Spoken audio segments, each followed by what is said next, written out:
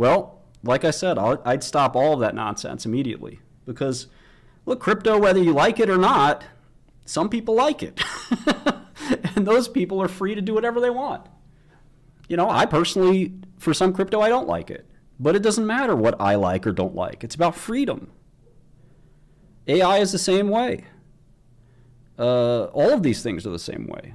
Quantum computing, whatever the next new technology is, we should not be stopping it or regulating it. We should be encouraging it to add more jobs. If anybody has a question, just come on up and I'll do my best to answer it. But I need your help to get on the ballot. If any of this speaks to you and you live in the district, please go ahead and... Martin, two questions for you. Two questions. All right. The first one is, I didn't know you're going to be running, so wishing you luck there. If you're going to be setting up a fundraiser, I'm more than happy to chime in there. So I'll start by asking about the campaign first, because I never knew anything. I'm just learning. Is this a long game you're playing? Ultimately, you're trying to run for the presidential office one day? And then the next question I was going to ask you, I heard you speak about e-com and shopping and warehousing and all that stuff. It was an interesting insight you had there. I want to hear more about where you think it's going in, and if you have any endeavors in that realm. Great. Well, thanks for your question. So I don't have a campaign. I have to actually get eligible to run. And so I'm asking everyone who lives in Long Island to go look at ny3election.com. The George Santos seat is open. George Santos was expelled from Congress. It's a runoff election. It's going to happen in 60 days on Valentine's Day. And that means that it's anybody's game. Everybody knows who I am in New York, at least, and around the world, too. Nobody's ever heard of these two people. I don't even know who's running. I don't know who my opponents are. It doesn't matter. Who cares? They're a bunch of nobodies. I literally never heard of them. I looked at their name once. I already forgot it. We don't need them. So for me, this is an opportunity where if I had to do one of these long elections, these long campaigns to really form a committee and raise money, I don't want to do any of that. That's too much work, and I probably wouldn't win. It's a pain in the butt. This is an election that's going to pop off in 60 days. 60 days. That's a second in politics. People spend their whole lives planning on when they're going to run. I decided in 10 minutes. I said, oh, that sounds good. I would not be the normal politician. I'm going to keep my job. I'm barely going to go to D.C. I'm going to vote on the important stuff, and I'm going to ignore all the D.C. bullshit. I don't want to be president. I don't even want to be in the House. But I think that what's happened in the last several years especially, but even the last decade or two, where regulation has grown and grown and grown, and the government has been appropriated for personal gain, whether it's financial gain, political gain, influence, whatever it is. We've just got a deeply corrupt government.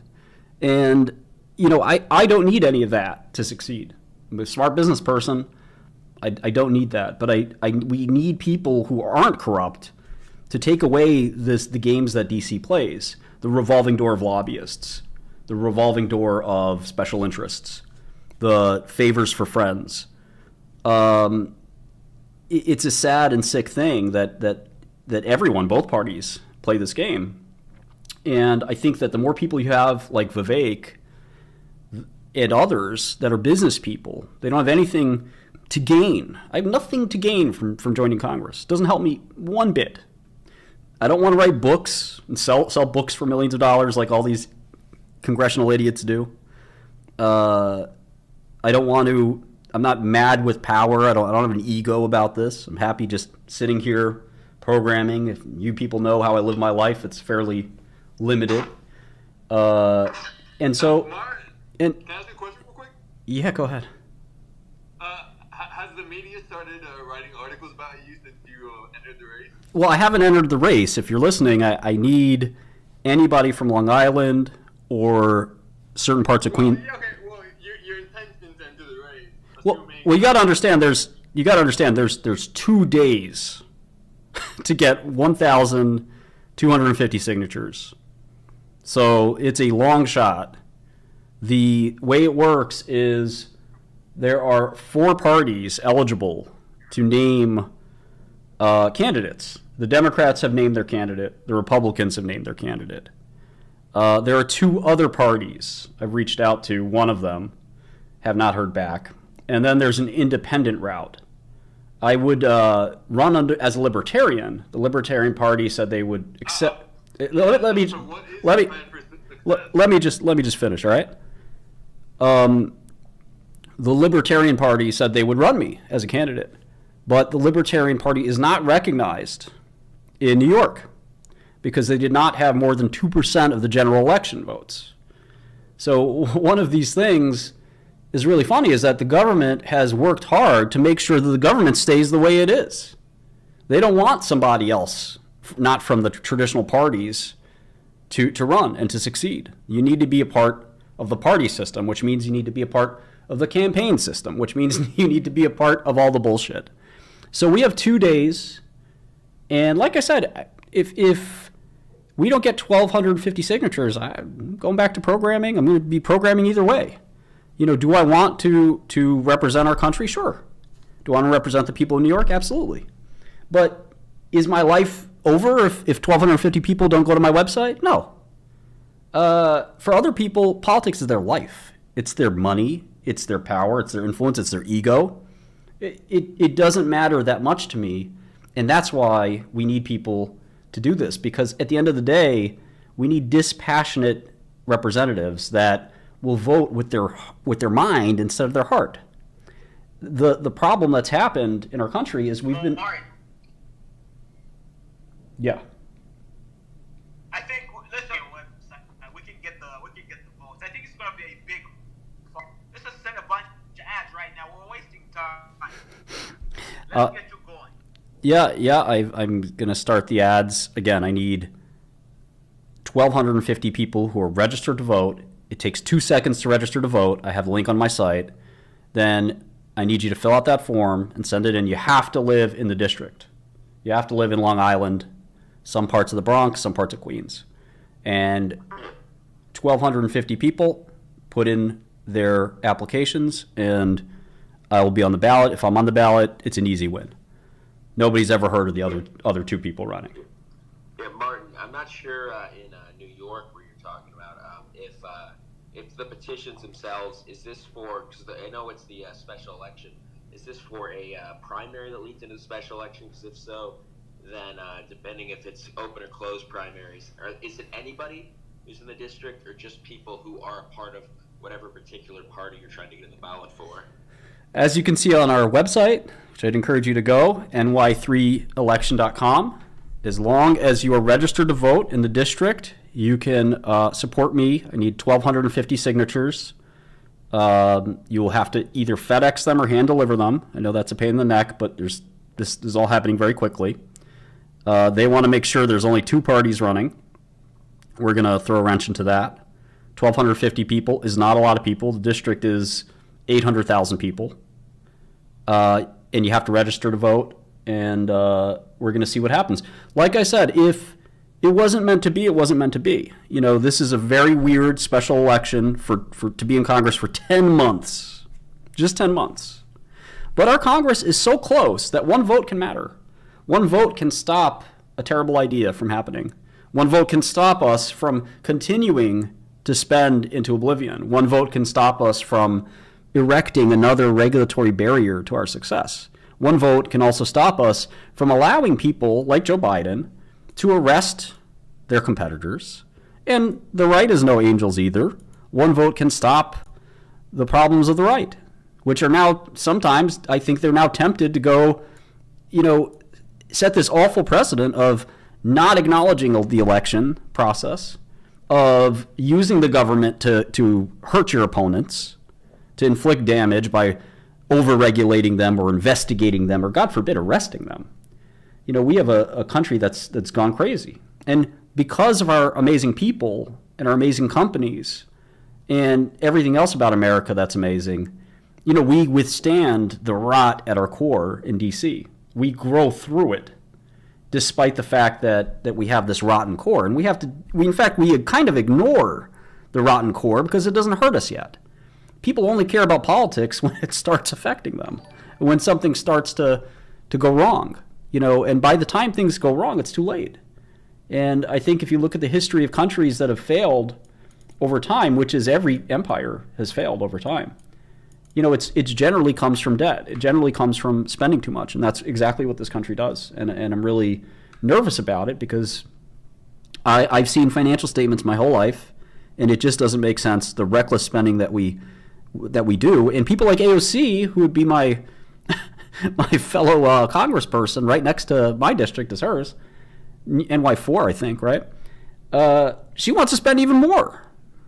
So, it's really something that I'm just going to write my website here. If anybody from Long Island or somebody from Long Island, ask them to visit my site, ny3election.com, and get me on the ballot. All right. We got to make you go viral, Martin. Like, honestly, you are a superstar, so I have no doubt you have any trouble rallying the troops.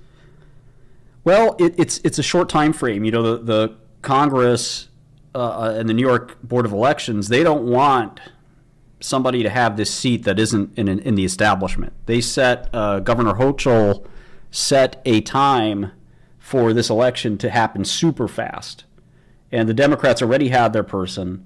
The Republicans dominated someone. I called the Republicans, but again, with the speed of this, and the crazy things that are happening in the world, I don't think everyone noticed this opportunity.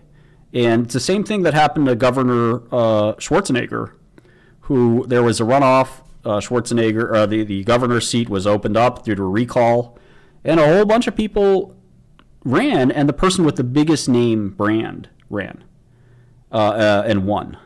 And all the quote-unquote qualified politicians didn't get any votes. And the person that got the most votes was Schwarzenegger, and guess what? He did the best job. The state of California hasn't had a governor like Schwarzenegger in a long time. When Schwarzenegger was there, they were making money, they were doing great, everyone loved it, and now California's going broke too, and it's a bit of a hellhole when it comes to public safety. A lot of problems with California that professional politicians can't fix. But it takes a common sense person that can tie their shoes to actually fix something. And instead, we have people that are tempted by all the fruit in the Garden of Eden that is D.C., that there's so much corruption and ability. You just saw a gay sex tape in the Senate. There's so much corruption and so much nonsense going on that they don't think about the country first. They think about themselves first. Please, go ahead. So what is it that you're looking at that'll give you an idea of how well things are going to turn out within the next 2 days? If you get enough traffic on your website, maybe. It's a great question. Hearing your message. Yeah, it's a great question. So if you go to my site and if you fill out the form and send it in, I just ask that you email me the form that you filled out, just so I have a copy of it, and I'll hand deliver it if I have to. That's kind of what I'm hoping to do, so I can see how it's going. I'll give my best efforts. It's 2-3 days. I have Monday as well, for part of Monday. And, I also want to advance a bill. I'm going to call it HR, that's House of Representatives, 1337. And it's a bill to get my Twitter account back. That's also an important thing for me. I'm only half kidding. But oh my God. If people start writing articles about you saying Martin Shkreli is running for office just to get himself unbanned, that would be hilarious. Why not? Yeah, I have a lot of other memes cooking up. So, I think that some of them are serious. Some of them are not. Right. But I think that, it's sometimes we can learn a lot about the world with the unserious stuff just as much as we can about the serious stuff. I do think social media has a lot of problems. I don't think government should be regulating social media too much. These companies are free to do what they want. But at the same time, to the extent that they can suppress thought and control the narrative of the world, that worries me a little bit. I'd rather have freedom of speech apply to the internet and apply to everyone, since times have changed. Freedom of speech, when it made sense in 1776, there was only one way to speak. It's with your mouth. Then the telegraph came, the telephone came, television came, and speech was controlled by the people that owned those channels. And speech is now controlled by people who own the channels on the internet. And it's very worrisome that you could ban the president from speaking on the internet. You could ban me from speaking on the internet, a permanent ban, just because you don't like the person who and what they said, and it doesn't comport with the way you're looking at the world. So I think that's scary. I don't know that it should necessarily be something regulated, quote unquote, by government. That word, regulate, scares me. I don't like that word at all. So it's a really tough decision I'd have to think about quite a bit. But I think that it is something to think about. Why should Facebook decide what you see? And if you're blocked from Facebook and you're blocked from Twitter, look at Alex Jones, somebody who, I don't agree with the things he says. But at the end of the day, does he have a right to talk? Of course he does. Why should anybody suppress his right to talk because they say, well, we don't like people like him. We don't like the kind of stuff that he says. Why can't we judge for ourselves what he's saying or not saying and the merits of it on its own? Some of what he says is true. A lot of what he says is not. And whether you like Jones, you think he's funny, or you hate him, he has every right as you do to say what he wants. And if he's breaking the law by doing that, look what happened to him. He had to pay the price. In probably was a very unfair judgment of $1 billion. But there are other avenues for regulation, including the courts. That doesn't necessarily mean that the government has to regulate. So I do think it'd be interesting to think that through and think if there's a way to have it such that we're not overly regulating, but we also allow people to have freedom of speech. It's definitely a tricky thing. How many votes do you have? These aren't votes. These are petitions. So a petition to it's a one-page form, and it's a petition to nominate me for the seat, so that such that I can run. And it's 1,250. I'm asking people to send them directly to the Board of Elections, so I will not be receiving them first. So I don't know how many I'll officially have, but I am asking people who are sending them to email me the PDF, the confirmation, so that I know how close we are, how far we are. And like I said, I'm not going to give up until Monday midnight, which is the last day. We get 400 letters in every day between now and Monday. We'll be done. I just need 400 every day. It's not that much. Long Island is a very big place. Yeah, Bart, when it comes to petitions like that, I've worked on quite a few campaigns. I've run a couple, consulted on a bunch of ones. A lot of it is I've done a lot of petitions and stuff, and you have a lot of the name recognition and stuff, but getting 1,200 petitions in 2 days is a very heavy task. That's something where you'd if I had to do something like that, you'd have to actually get people to go out there and collect them personally.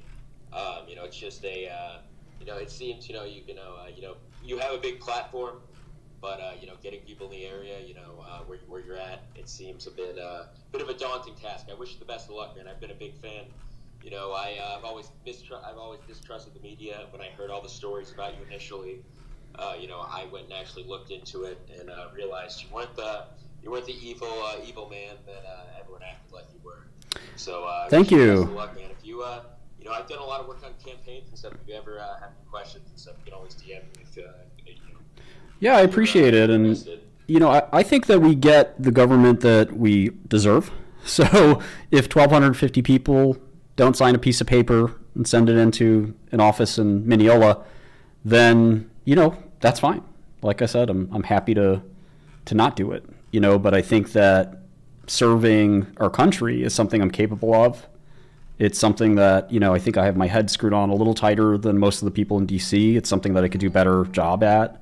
With, I think 5% of my time, I'll do a better job than somebody spending 100% of their time in DC. And, I think that if you know a lot about government, you'd probably agree that, the problem with government is incentives that are all misaligned.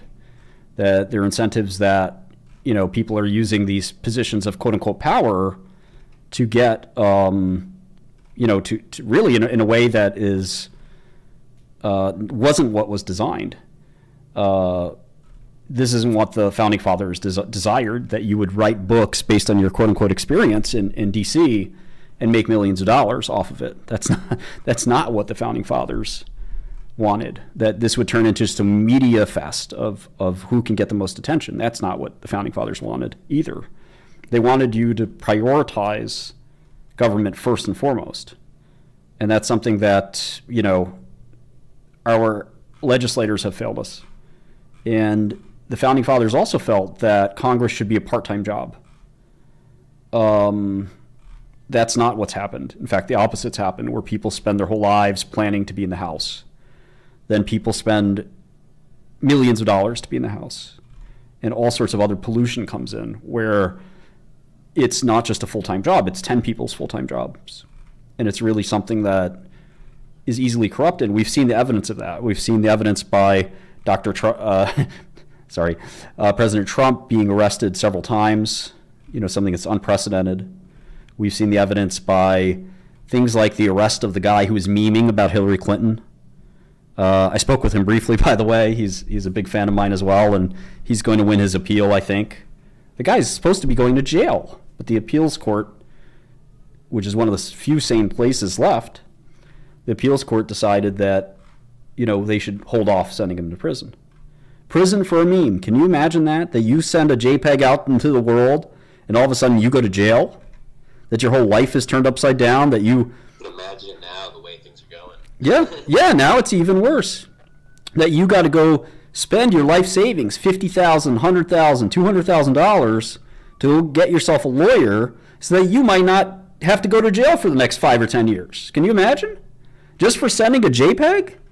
Come on. This is something that's, just out of control. And we need more sane kind of, people in DC making these decisions before, our country goes broke, before we've needed to go to 4 letters for these agencies. We have so many agencies. We now have the CFTC, we have the CFPB. 3 letters is enough. Soon we'll have 5-letter agencies because there are so many. And there's so many ways for people to monetize these agencies. Oh, as the former head of the CFTC, oh, very well. Why don't you go work at Paul Weiss, the big law firm? Oh, well, I was the head of the DOJ. Well, there's a job for you over at, this law firm. Go work at Reed.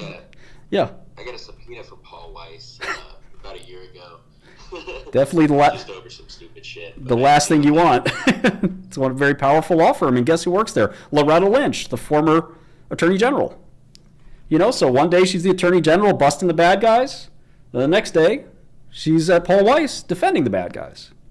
And it's all for what? For money, for power. Yeah, harassing innocent people. Oh yeah, absolutely. You're just a victim in the crossfire. It has nothing to do with you're just a pawn for them to get more advanced, to get more, money, to get more power, and then repeat.